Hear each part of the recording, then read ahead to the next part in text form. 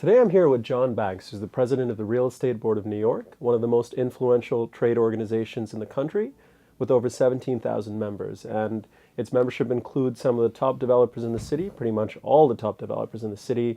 You may not see Governor Cuomo on the Second Avenue subway or the Long Island Railroad, but you're always going to see him at REBNY's gala. So John, thanks so much for Thank you being with very The Real much. Deal. Thanks for having me. I appreciate it. It's our pleasure. So I wanted to start, you came in, you replaced someone with pretty big shoes. Steve Spinola Yes. had been in the business for 30 years at REBNY.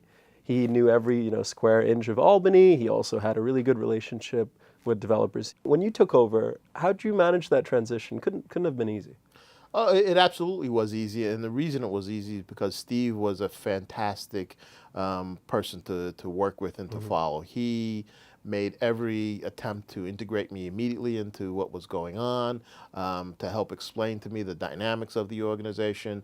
And we had a 6-month transition where I worked side by side with Steve, and so that Sort of really shadowing helped, him, accompanying him So that through. helped me get to know many of the members and to understand a lot of the issues and the dynamics.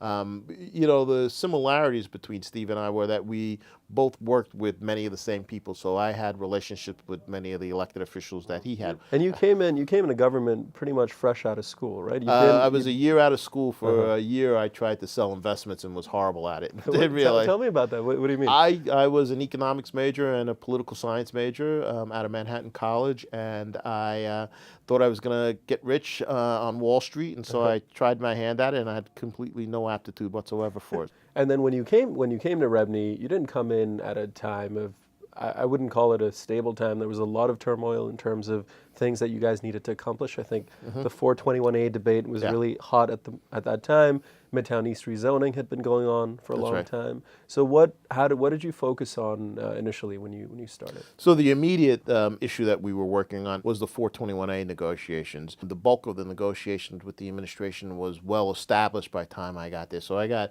an opportunity to sit back and witness that process and understand the dynamics and the interplay between the industry and the city with Steve's leadership, so that when Steve left in July of 2015, I was well integrated into the negotiations and the process and the conversations. And unfortunately, we weren't able to conclude the negotiations in Albany in June of 2000. Would set off a lot of panic in the industry, right? They said that it's going to chill the investment sales market for one. Yeah. They said it's going to put an end to rental housing in the city. That's how dramatic. Well, the production of rental housing, right? Right. Yeah. No, it really was a difficult negotiation, and the interplay between the state and the city is difficult under normal circumstances, but it got more complicated certainly between the mayor and the governor.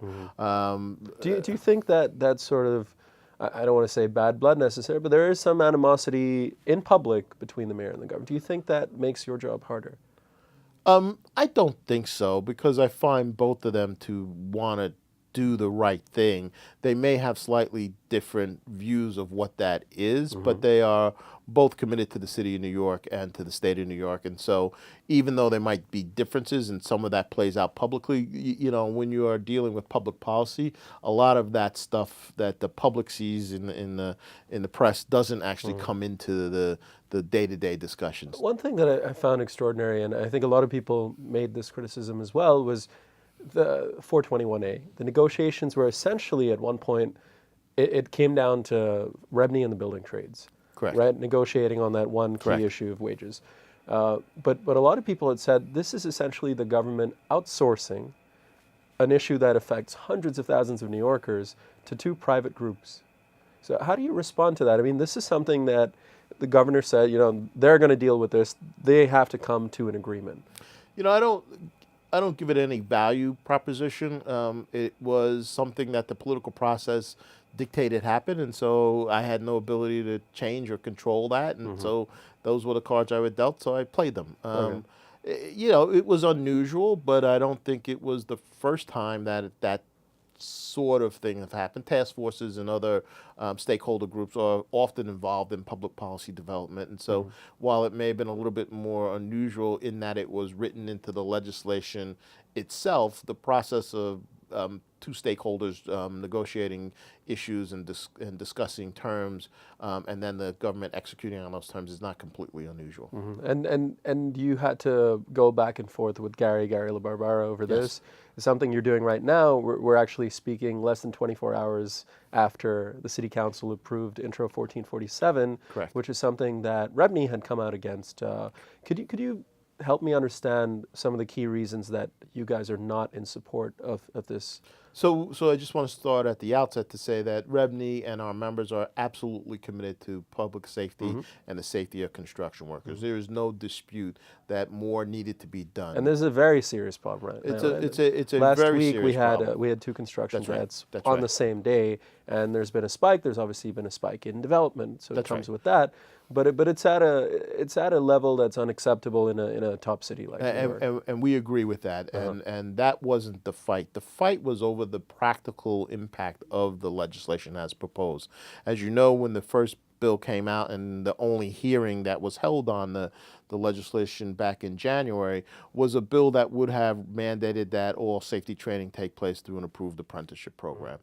That wasn't workable for a variety of reasons. One, the apprenticeship programs are legally prohibited from providing those training courses to non-union members, and we didn't even know that until the trade sort of informed us of that, so that was a difficult sort of hill to surmount.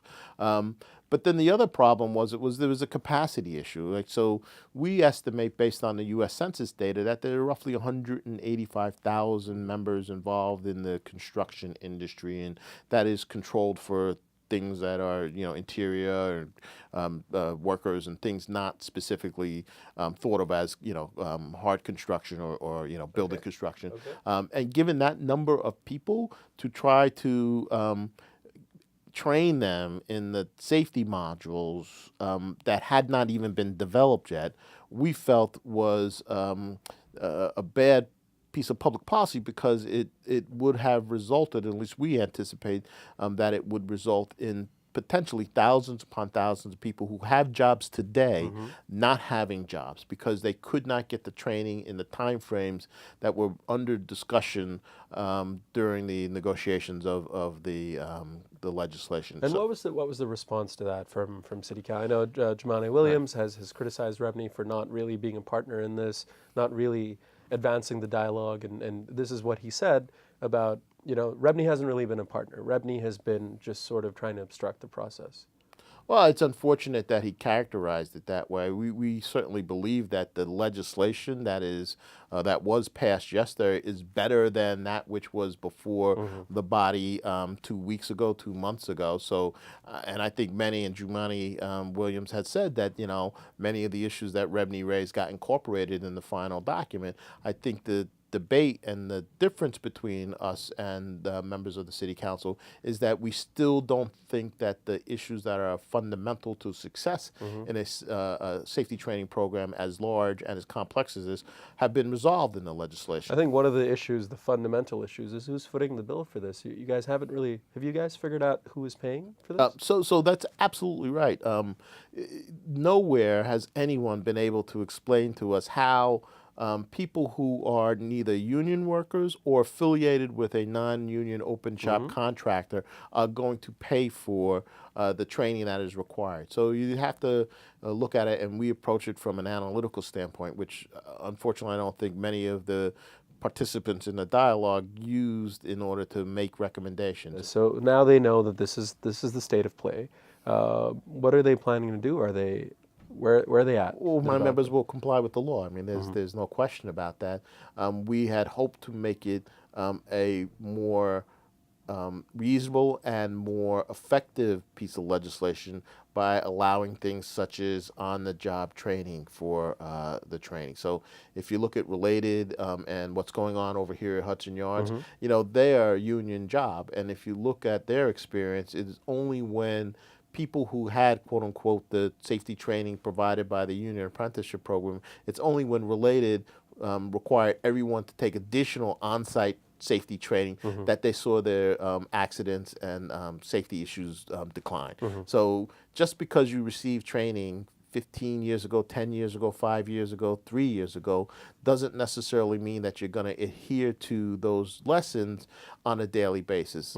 It also belies the reality. Department of Building's own data says that the person most likely to fail to use the safety training that they learned at some point in their career is a mid-career professional who can sort been of say, doing something all his I know whole what I'm life. I doing. know what I'm doing, and then they fail to tie off, and you have a tragedy occur.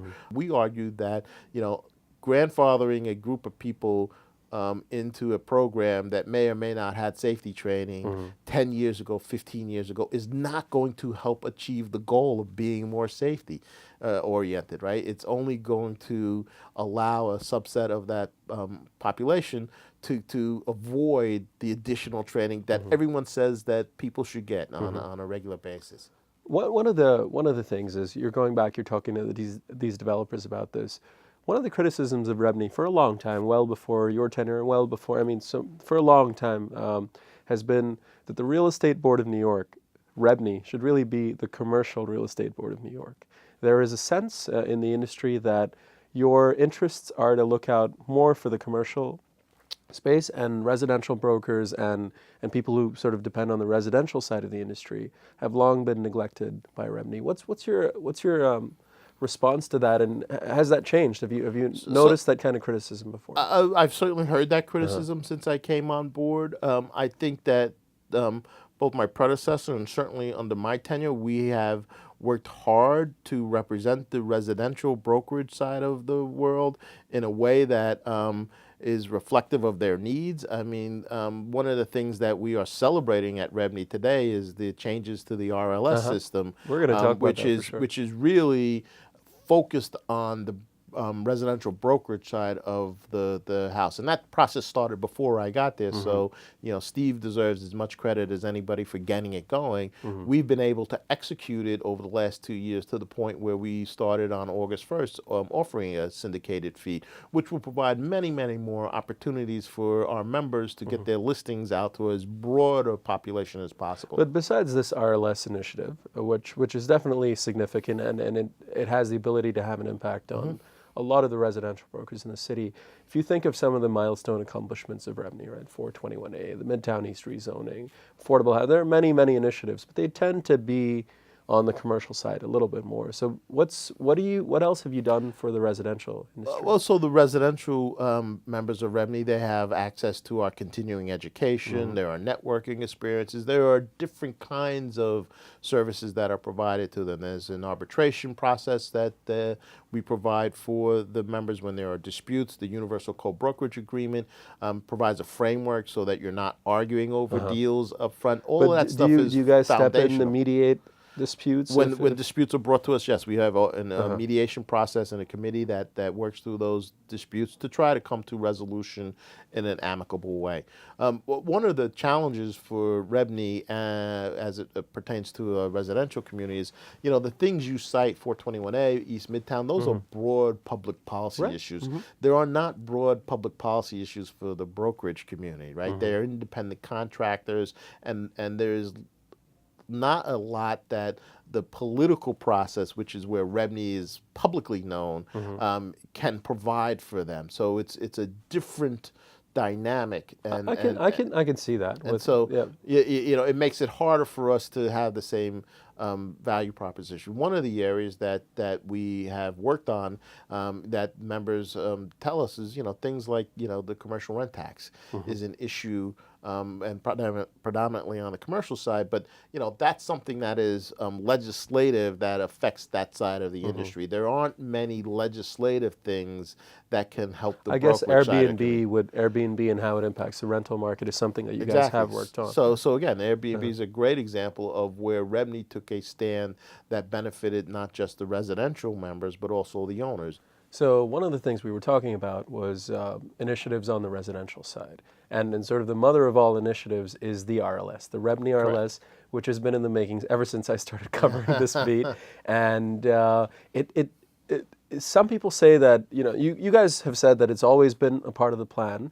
I do believe that it's been somewhat expedited by what Zillow and StreetEasy have been doing with their feed and Premier Agent. I think there's been a greater sense of urgency from the brokerage community to get something done. How are you? Where are you on that position?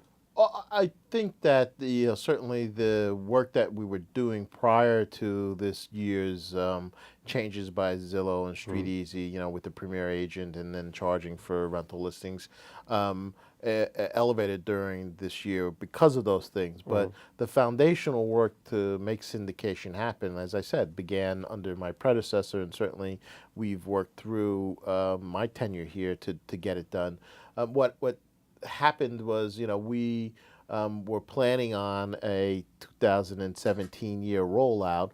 Because of Zillow and StreetEasy, we made a greater effort to get it done sooner rather than later, but it was in the plans for years. It's complicated. There's a lot that needed to be done on a foundational level. We were able to accomplish It's complicated, that. but does it really need to take 5 or 6 years to get a product like that? I- This is the fundamental criticism, is that REBNY is an organization that it's a mammoth, important, influential organization, but its specialty is politics, policy, getting things done. You're not a tech company.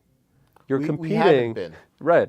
but we've become one. But you're competing with the likes of these publicly traded giants that are tech companies from the very, Right. like their DNA is tech. Your Well, DNA but that's not is actually accurate. Zillow and StreetEasy are advertising platforms. right, but their They have- powered Zillow has always been at Zillow. When Zillow came along, online listings was not something that No, people, I agree. I'm not trying to argue that they are not tech heavy and tech savvy.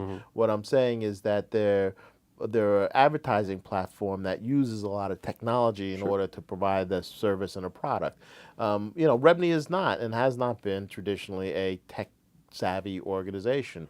But reality has dictated that we've become one, and we've become much more tech savvy and much more aggressive in how we approach our technology than we have been in the past. And I think that's just a natural evolution, getting the brokers and working with the brokerage community to get to a point where there was a consensus on how to continue to go.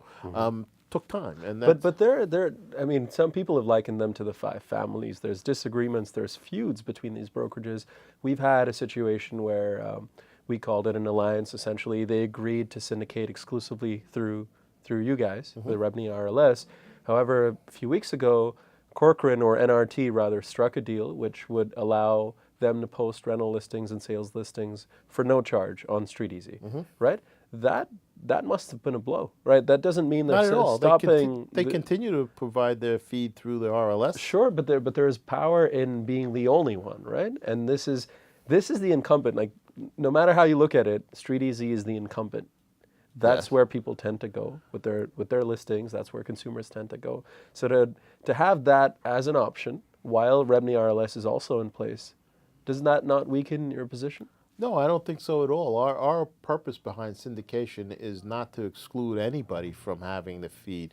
If you start with the fundamental understanding that in a market as competitive as this, the more outlets you have to present your product to the consumer, the better off you are. And so while StreetEasy is a dominant place where people go to for this information, it is not the only place. And by adding the Realtor.com and the New York Times, so that dominance is only going to undergo some change as the competitive forces start to work themselves out. So we would love to have StreetEasy be a partner and take the feed from the RLS.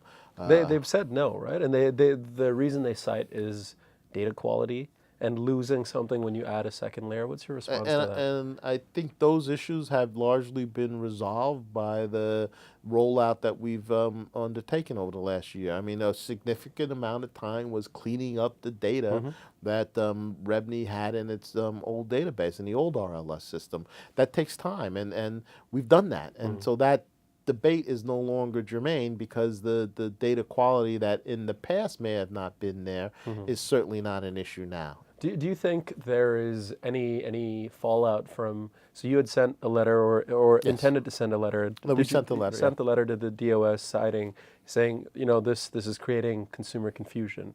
You had sent out that letter. I think the exact phrase was "maelstrom of consumer confusion," and now you're trying to get them on board with your RLS as well, correct? So is that, have you guys hashed out the differences and come to, it doesn't seem No. like there's an agreement in place. No, there's not an agreement. In fact, I sent a letter to Street Easy asking them to engage in a dialogue about how we can get them to be a recipient of the RLS.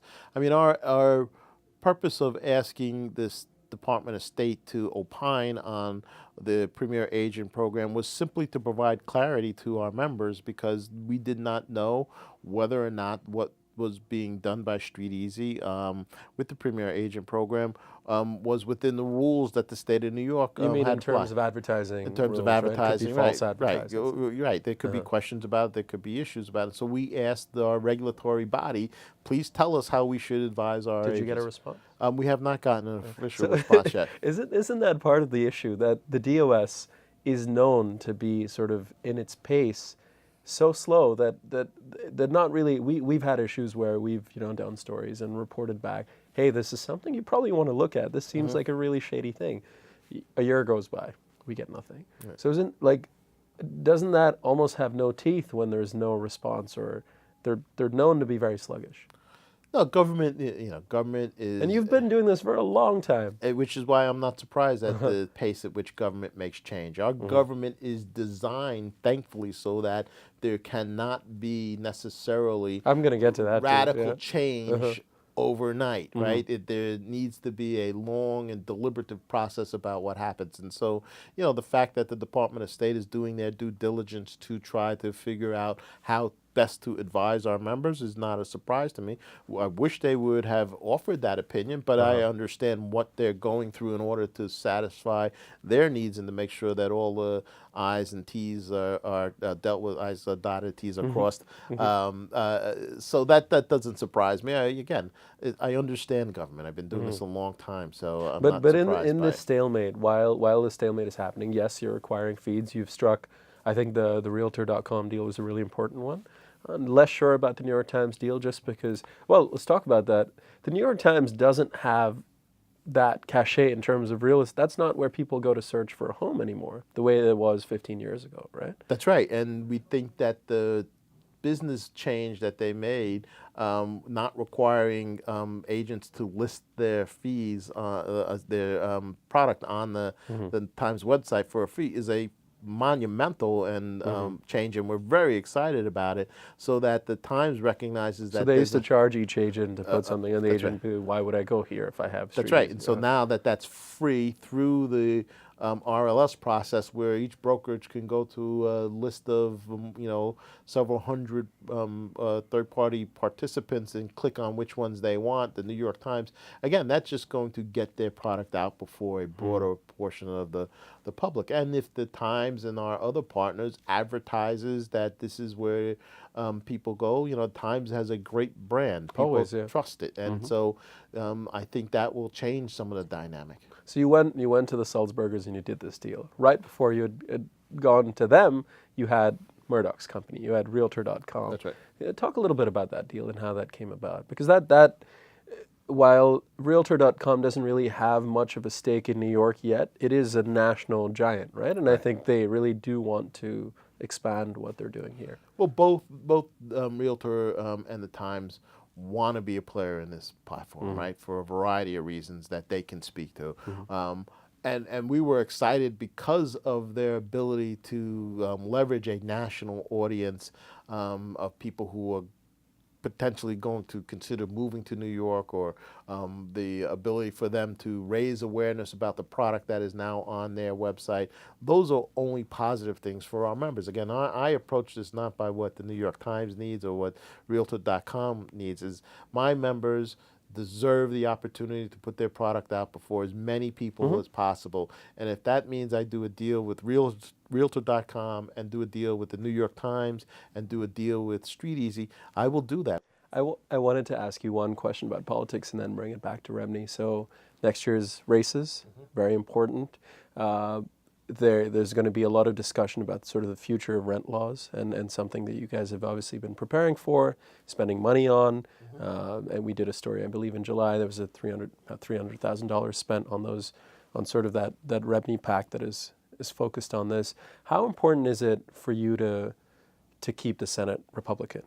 And how are you going to work through with the IDC and Jeff Klein? I want to get your sense. We look for partnerships with people who understand what we are advocating, who want to work with us on policy that would be beneficial to our members. And so the makeup is less important than necessarily people who are willing to work and be open-minded about the interest of the industry. We have a great relationship with the Senate Republicans, and we have a great relationship with Jeff Klein and the IDC. And But they've been key for you, right? And their position and where they stand on these issues is really important at this point. Right? Oh, absolutely. The partnership that we forged with those two groups is really sort of something that we work on continually and want to continue to develop. Any particular concern coming up in the next year's election? Is there anything you're more worried about than something else? No. Again, I've been doing this a long time. I'm not surprised by the political process. We try to prepare for change as much as we can. We try to anticipate issues that are going to be in the forefront of the debate. We spend a lot of time building relationships, and I don't want to ignore the fact that Senate Democrats, that myself and my team, we have excellent relationships with Senate Democrats. We just disagree on some of the public policy that is important to us, and we will. So what would be the two big issues or three big Well, issues? I think, the debate over 421A is a good example where we disagreed with Senate Democrats over the policy. We tried to explain and show that, 421A is the result of a failed and flawed property tax system in New York City. If the property tax system was revised to reflect the reality of the proportions of who pays what and where, we wouldn't need a program like 421A. But because of the property tax system in New York City and the inequities that are in the system that has grown over 30 years, we need a tax incentive program like 421A in order to make the numbers work so that you can build multifamily rental housing that has a significant affordable component of it. We hope that over time people will understand the foundation of why something like 421 was needed, because of the financing required in order to build a multifamily rental property in New York. You can't make it happen without a significant contribution and subsidy by the government. So what about then the stuff that happened for a while with the condo developers, especially some of the luxury condo developers being grandfathered in? Did you agree with that? Did you agree with how that happened? I absolutely agreed with it. It's interesting for me as someone who's been involved in government. People who were criticized for taking advantage of what was legal is hard for me to understand. I get that. And so, I don't. In this case, a developer taking advantage of something that's there on the table, from a business perspective, makes perfect sense. But why was that even available? Is the question. Well, because the project that people most often cite is 15757, right? When Extel and Gary Barnett began that project, it was in the depth of the recession, right? In 2008, there was no one building anything, and he took an opportunity, took a risks to do that, right? And the only way he could make that work was through the 421A program, and no one talks about the hundreds of construction workers who were employed during that period of time, and the tax revenue that's being generated to the city in order to build a building like that. And so, the 421A is an evolutionary, it's a dynamic piece of legislation. It's over 40 years old. It's different today than it was 6 months ago, and it's different from It has a what it different was. name too now. It has a different name, and it's different than it was when it started in the 70s. And so that evolutionary dynamic process of legislation is only natural to occur, right? When changes occur in the broader world, then I imagine that 421A, when it comes up for renewal, will again be looked at with, well, how do we change it? How do we make it reflective of today's dynamic as opposed to 30 years ago dynamic?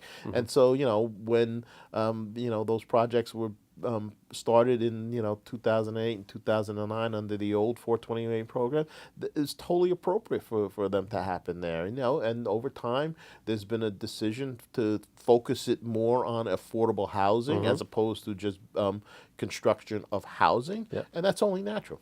I wonder, I don't think many people ask you about because what's your take on what's happening in the luxury market with some of these glitzy super talls? So we started our conversation about talking about my career and where I went to school, and I was an economics major and a political science major. The market is efficient, right? And if the market wants and supports the production of luxury housing, then that's what should be done. If the market wants to support the production of multifamily rental housing, then that's what will happen. And that's the debate over the tax policy in the city, right? If the city wants to reflect the desire for affordable housing and more density and greater number of affordable apartments, then it needs to change its tax policy to allow the market to react to it. And so right now, the market is not efficient there because tax policy is creating a dynamic that doesn't make it efficient and in fact makes the market tilt towards co-op and condominium production because of the way it's treated in tax policy. So if tax policy would change, then the market would change. So you've talked about REBNY Yeah. really becoming something that represents the entire city of New York, as opposed to Manhattan, parts of Brooklyn. You've announced a big expansion into Queens.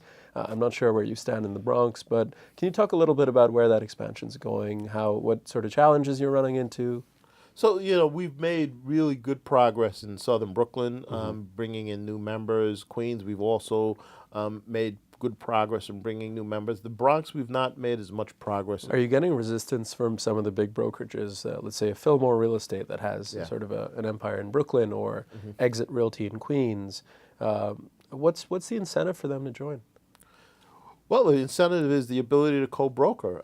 You then get to see the listings that are on the Upper West Side, and given the. But they can say, I mean, okay, sure, we're in New York, but that's a different universe for me. I have never It and could will be, never. but the wonderful thing about New York is you might be a resident of Brooklyn or Queens or the Bronx today, but you will maybe someday be a resident of Brooklyn or Queens or the Bronx, and so the way, certainly in my personal life, I worked with a real estate broker on several different transactions, and so I would do the same thing. And the ability for that broker in Brooklyn to say, hey, you want to live in the Bronx, I have a relationship with another brokerage firm, or I see product on the RLS for a Bronx home, why don't you look at this because it meets the criteria that you've spoken to me about. And so that pollination, cross-pollination of opportunity, I think, is the value. And I think, again, certainly in Brooklyn, there's a growing understanding and sense that is, from the broker's perspective, there's opportunity to make a deal. Is there an awareness issue at this point? Like, is everyone aware of what REBNY is and what you guys do, or is that part of what we you do? could always do a better job of getting the message out. I think we've done a good job going forward, concentrating on Brooklyn and Queens because that's sort of the natural growth of the industry city, in the right. city. You're also getting a lot of developers who may not have been in those markets. That's right. Douglas Durst, for example, is doing tremendous stuff in Queens now. That's right. And so I think that process will follow suit as people start to look at, for example, Hunts Point in the Bronx, right? There's a lot of interest in Hunts Point. As our members start to develop and build in neighborhoods in the Bronx or, South Brooklyn, because are you sticking to the waterfront though, or you No, we are bullish on every part of the city.